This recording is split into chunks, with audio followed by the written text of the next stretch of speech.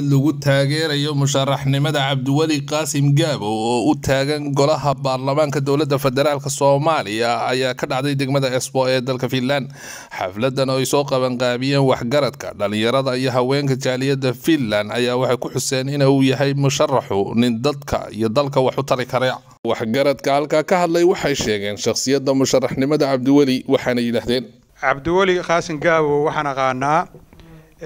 muddo ilaa 25 sano ku dhow runtii waxyaabaha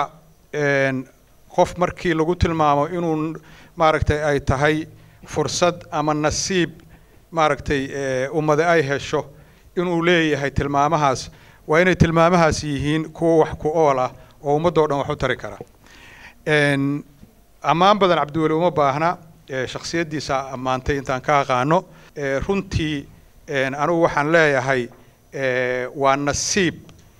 maxaa la yiraahdaa ay reer Jubbaland iyo reer Afmadow iyo reer maxaa la yiraahdaa Soomaaliya iyo bulshada Finlandba maaragtay ay heleen Cabdiweli Qaasim Gaabo waa jaaliyadda Finland nin maaragtay horay gudoomiye iyo howlwadeen uga soo noqday weeye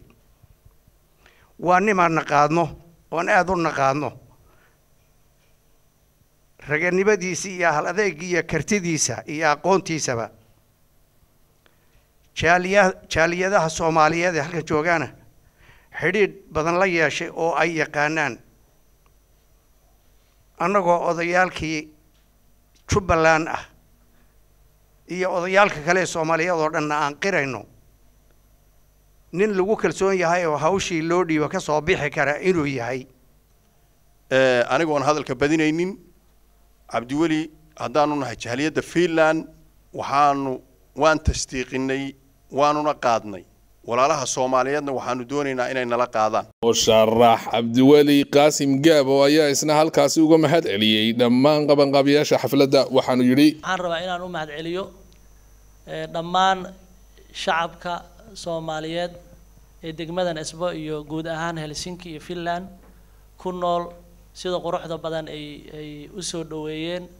hadafkii aan lahaa waxaan sidoo kale rabaa inaan u mahad celiyo shacabka ku nool degmooyinka Kismaayo iyo Afmadow guud ahaan Jubbaland oo aan runtii